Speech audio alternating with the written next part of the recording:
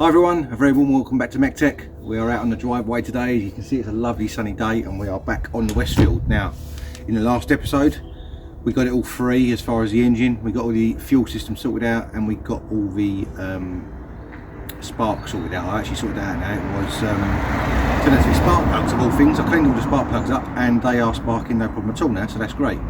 So, in this episode, we are going to be fitting the Cambelt kit, which I've finally got, thank God. So we've got a full kit in here, obviously a new belt, new idler pulley, a new tensioner pulley, so they're all there, and we've got a new water pump to go in it as well. So that is going to be today's job. We're going to get that fitted and hopefully, fingers crossed, we might even go for a first start on it and see if we can get it going. So that's the plan. Let's crack on and get some work done. Right, as you would have seen from the last video, we did have all this exposed because we took the cam cover off to see what condition the belt was in and all that sort of thing.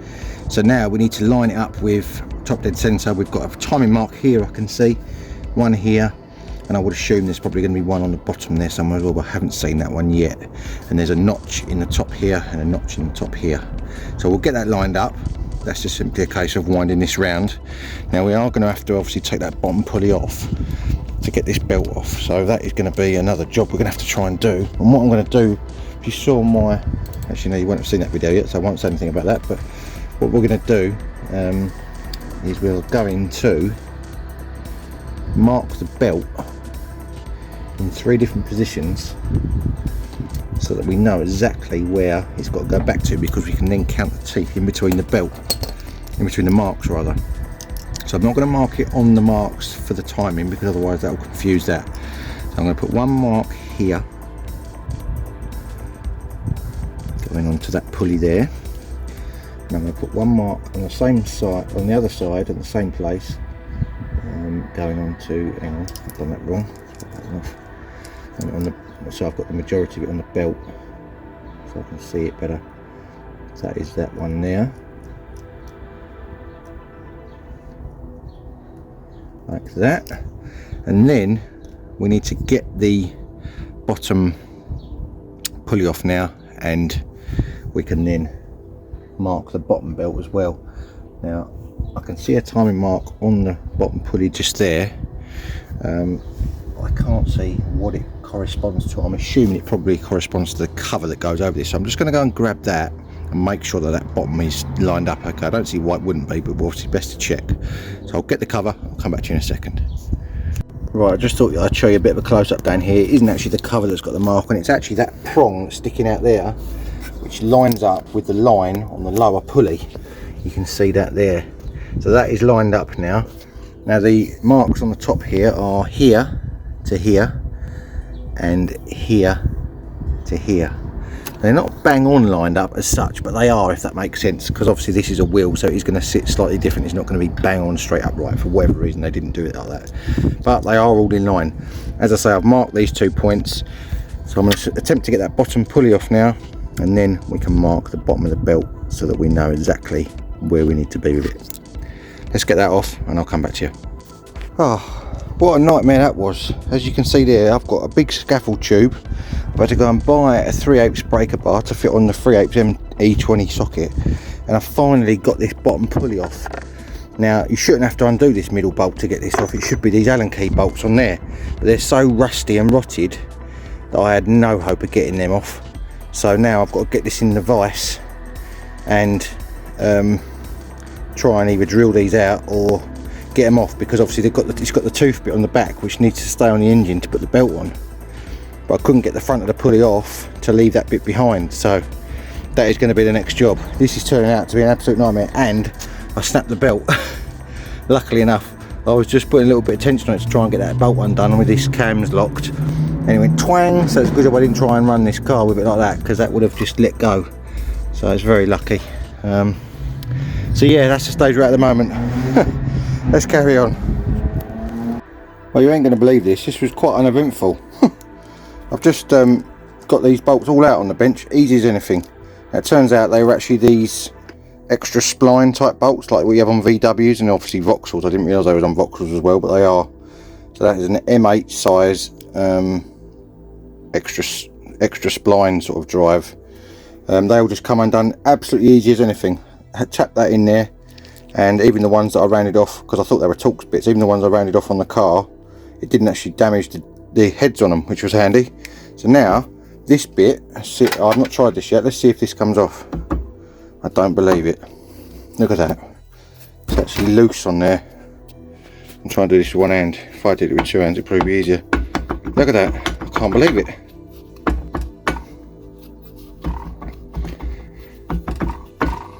So with a bit of winkling, that should come off, hopefully, he says. It's because I'm trying to do it one-handed. I should have set you up on a tripod.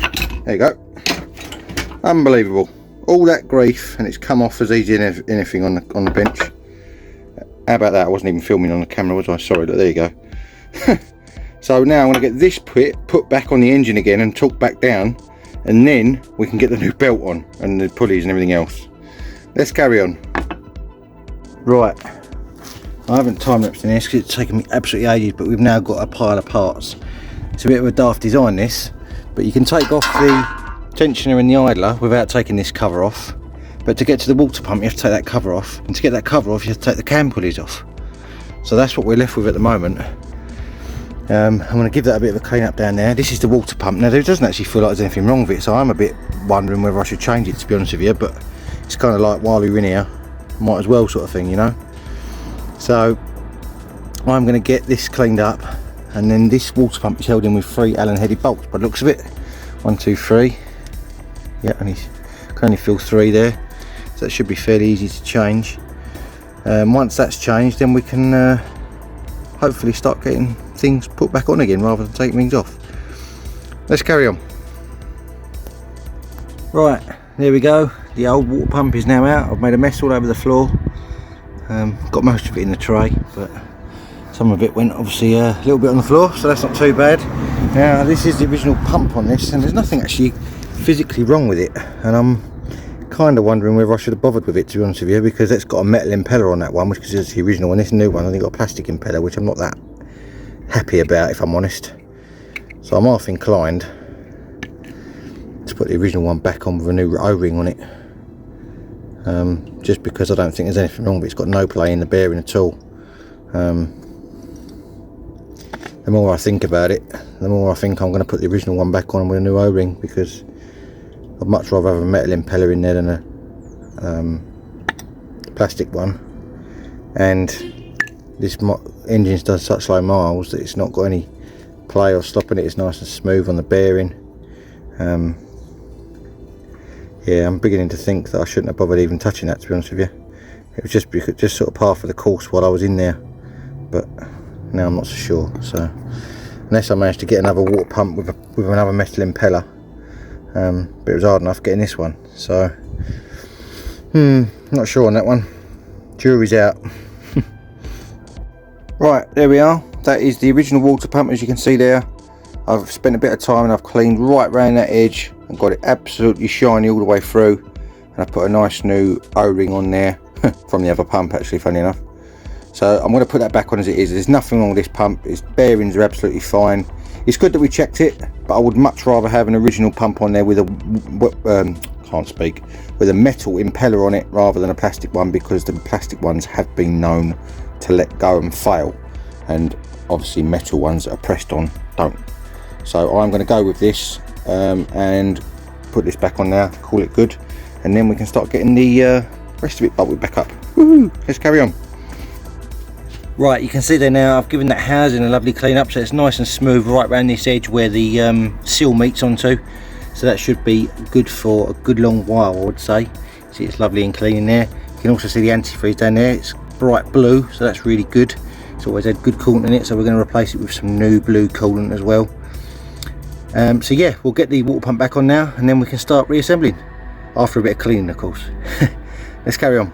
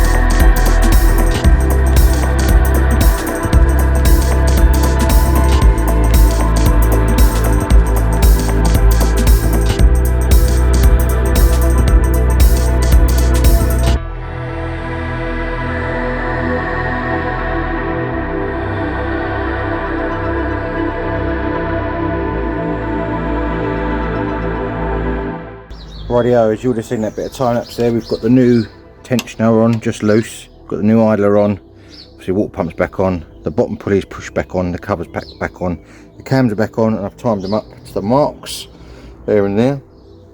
And I've just marked the new belt, the 2 gold marks where the old one was. Now obviously I snapped the old one when I was trying to undo something, I can't even remember what it was now, but I managed to get 2 marks on it to start with, which is good because it means I can line up these 2 and make sure that there's the right amount of teeth in between the 2 cams at the top at least.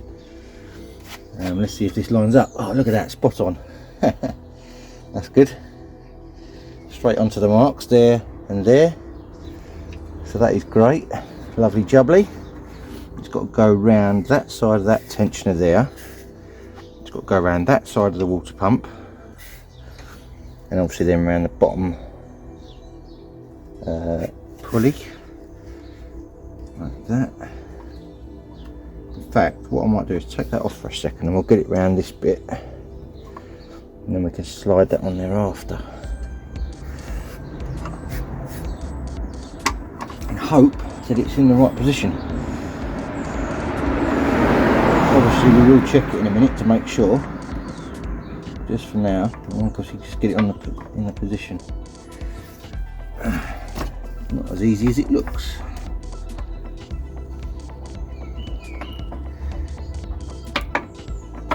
Right. Should be on the wood rough key now, I think. Or not, as the case may be. Why is it not going in any further than that? Now with this, I bought this Cambelt belt kit which came with the tensioners and the belt. I've actually used the Gates belt that I bought previously because it was a better quality belt, I thought. These pulleys are the same make as the originals, that's great. From the Cambelt kit, they're INA, which are a good make.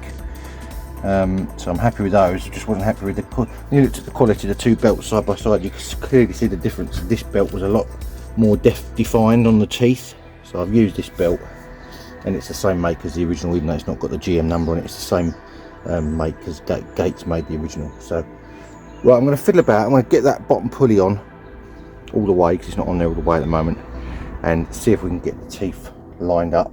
Then we'll put the front pulley back on here, and then we can see if that lines up with the pointer and at the top. I'm going to do that and I'll come back to you. Rightio, as you can see there now, I've got the belt on, it is tensioned. You put a 3/8 drive socket in there and that just pivots on this pivot point here to tension that up. It's nice and tight, so that's good. The marks that I put on the belt line up here and here. The timing marks line up here and here and here and here, and also this one down here lines up with the pointer on this little tip here, so that is perfect. So I haven't rotated this round yet, but I've got it all done up. Like this is done up as tight as it will go, so is this. The bottom pulley is just nipped at the moment because obviously I want to rotate it and make sure. In fact, we'll do that while we're on film. Hang on a second, let me grab the socket and we will see if what I've done is right by rotating this round. And if it all ends up with the timing marks lining up where they should be again, we know that obviously it's how it should be, and if nothing hits, of course. Alright, let's go this rotate round. God, fighting the compression. I've actually got compression. Woo!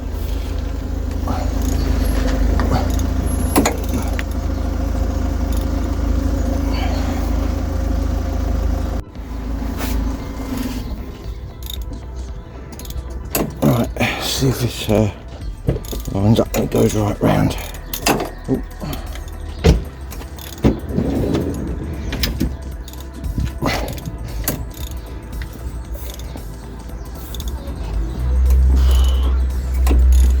Right, we're coming round to the top on here now. Just going to look at this and see. Get it somewhere close. About there. The bottom is pretty much lined up. Very slightly different, but it's not going to be bang on because this is a cover. So, yep, that is lovely. Spot on. I'm going to go around one more time, make sure it's right, and we should be good to go. Top banana. Right. Everything's torqued up, well, torqued up with a calibrated hand, put it that way, because basically it's all tight. We're going to go first start and see what happens. That should be interesting. Take this door off of here. Get it out easier.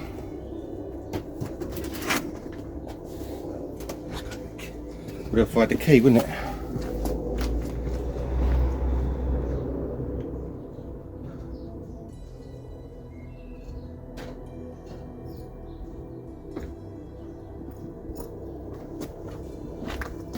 Alright, let's see what happens.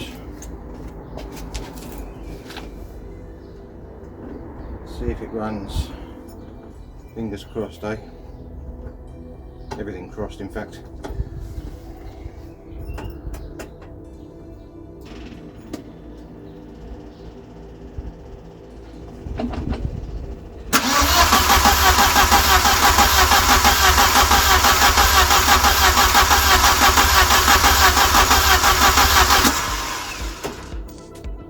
A little bit of choke.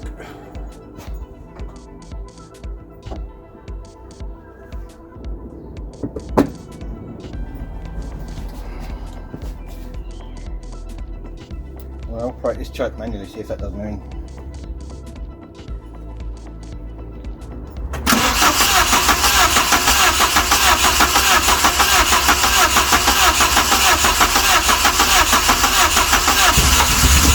Hey! Oh, it fired.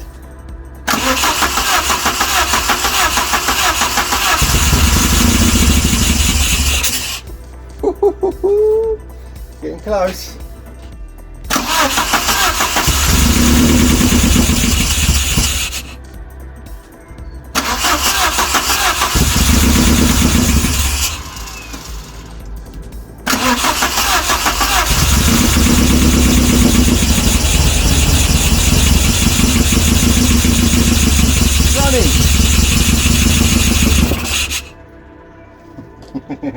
Just.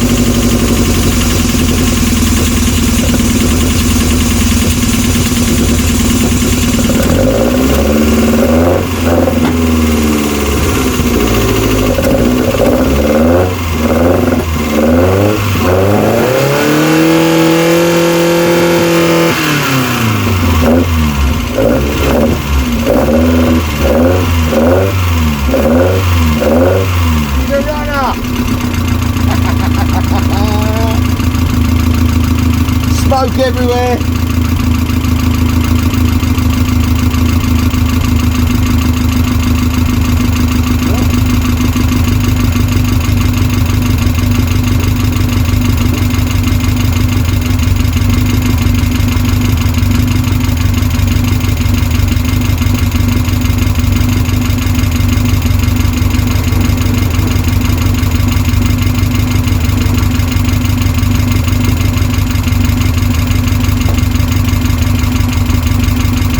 I'm well chuffed about that. I don't want to leave it running too long because we've not got any coolant in at the moment, but sounds good though. Sounds really good. Ticking over lovely, considering that's not been run for 7 years. I am well chuffed. There we go, we've not got the auto now hooked up yet either, so it's not charging either. So I'm going to stop it for now.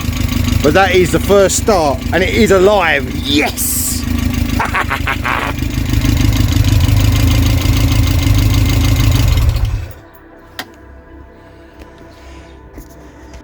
Right, it is the next day and I've got it running again, as you can see, and I've left the alternator and the front belt cover off for now, but I have got coolant in it now. I'm just letting that cycle round. You can see it's got a good flow. You can see it flowing back in the top here, and obviously going back through the cooling system, so that is doing its job nice. I'm just letting that burp any air out. I'm going to try and run it up to temperature. It's not even moved off the gauge yet. As you can see, that middle gauge is just starting to move, so that's good. So I'm just going to let it run. Obviously it is running off the battery at the moment because I haven't got an alternator belt on it, but that's okay because there's hardly any electrics on this, so it's only running a spark really. I just want to run it up to temperature, make sure that the fan kicks in, and obviously everything gets as hot as it can do. Considering it started from dead cold this morning, it only took a couple of turns over and away it went again. So I think we're on to a winner here. It seems to be alright. I'm going to be interested to see what the compression is on number 3 after we've run it all up and got it really hot. It's ticking over lovely. It's nice and smooth, as you can hear. The exhaust note, it's not really popping too much. A little bit of popping here and there, but nothing really. I just really want to get the oil around it more than anything else. So now I'm going to do an oil change on it once it's run up to temperature, and obviously any gunk in the oil has got hot. So when we can drain it out and it'll all come out the bottom with any luck.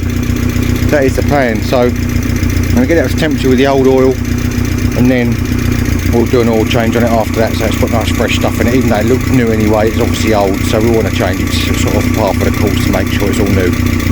Lovely jubbly, let's carry on. Right, there we go. I'm well chuffed about this. The fan has just kicked in, as you can see there, and the engine, I don't know whether you can hear that on video, but it has lost all of the ticking noise from the top end, so it's lubricated all the, I believe they're hydraulic lifters in this. So now they are all got nice hot oil going through them, and it has quietened down to being absolutely silent, which I'm well chuffed about. So it just shows you a bit of heat. Now we've got the coolant in there, it's bang on the maximum mark, as you can see there. It's flowing through at the top, so it's got a nice flow from the water pump. And that, bearing in mind that's still running off that battery, there's no alternator connected. That is really good. I'm well chuffed about that. It sounds really smooth now. In fact, I was just talking to my friend Craig, and as we were standing here talking, you could hear it getting quieter and quieter as it was running. The top end was quietening down as we were standing here. It was amazing to sort of hear really in real time, you know. So that is really good.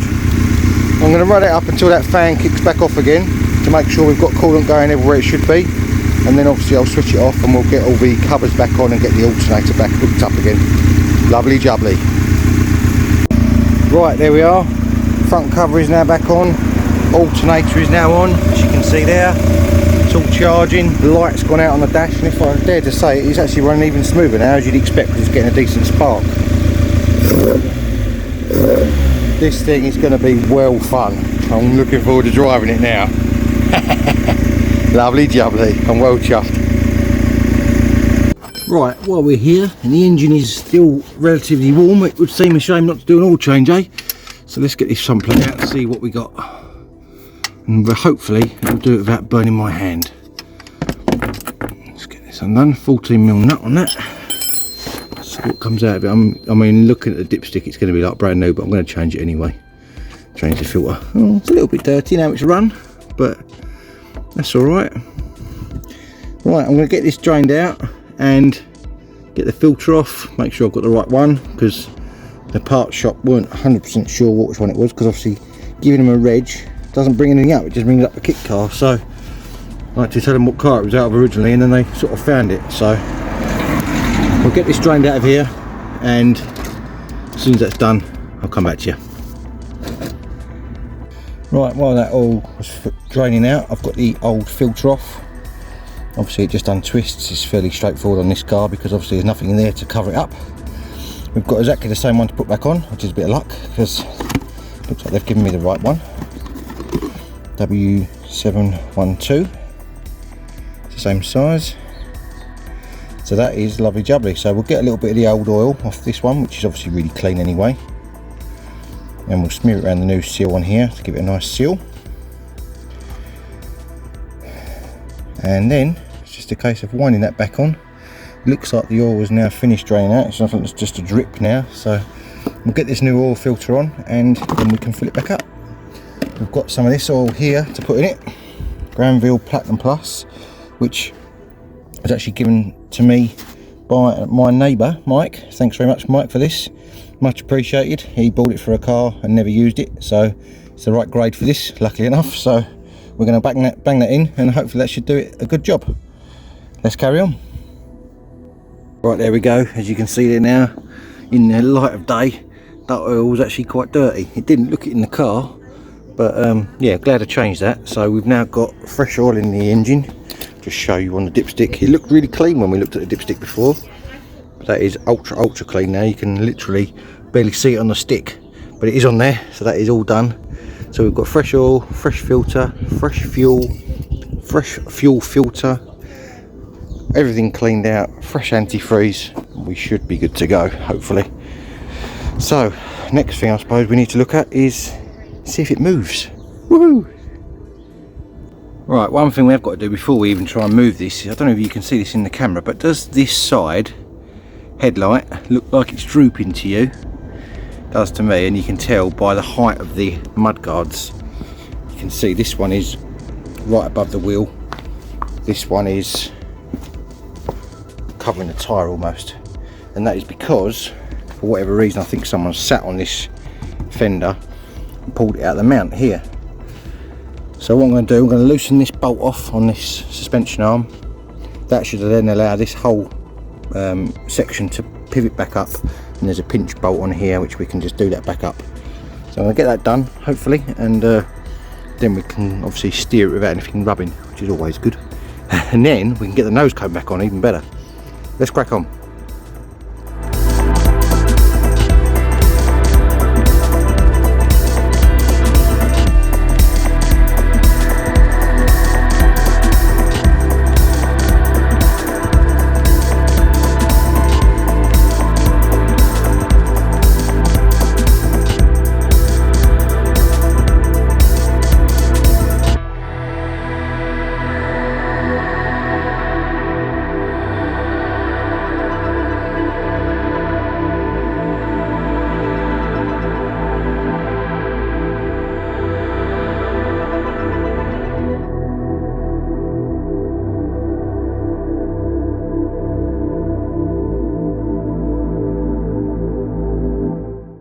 There we go, no more lop-eyed monster. Now we can get the nose cone back on, make it look like a decent car again. Let's carry on.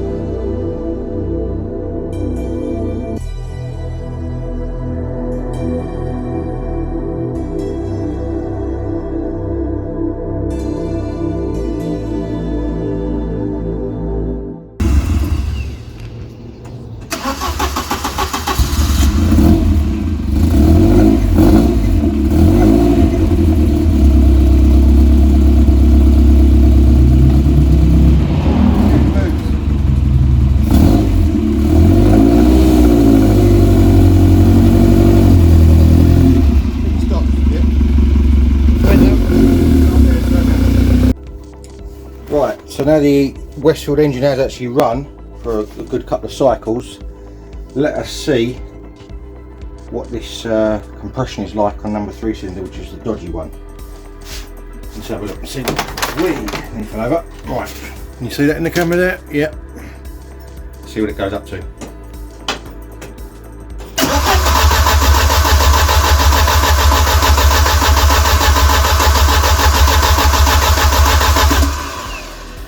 Well, you can see there that is a marked improvement. Now it's not quite up to 100 psi, which is what the other ones were, but that's improved. I'd say that's probably at about 50, 60, 70, 80. It's at about 90 psi. So obviously with a bit more run time, that is going to be absolutely fine. So I'm well happy with that. That's really good. So that is an awesome result, really, because obviously we didn't know what sort of condition the engine was in. As far as obviously this has gone from completely stuck to being running and with reasonably good compression on all cylinders. I haven't checked the other ones again since, but obviously yeah, well chuffed with that. Lovely jubbly. Right then, that is going to be it for this episode on MEC-TEC. we've got the old Westfield running, driving, stopping, sort of. The clutch is no longer seized. It seems to have freed itself up from the vibration of the engine. I haven't even had to touch that. So that is absolutely superb. So the next job on this is going to be to get this all up in the air. I did briefly take it up and down the road, and the brakes are binding, as you would expect from obviously sitting. So we need to get it up in the air, get all the wheels off, go through all the brakes, see if we can free them up. Possibly do a brake fluid change on it as well. Probably a good idea, as it's probably not been done ever. And then in theory, after we've done the brakes, and also I need to sort out, it's got a bit of a backfire. When you put your foot down hard, it's either getting too much fuel, or the timing's not quite right, or it's not sparking still correctly. I don't know which one it is yet. It's going to be one of the three, or all of the three, or two of the three, or whatever.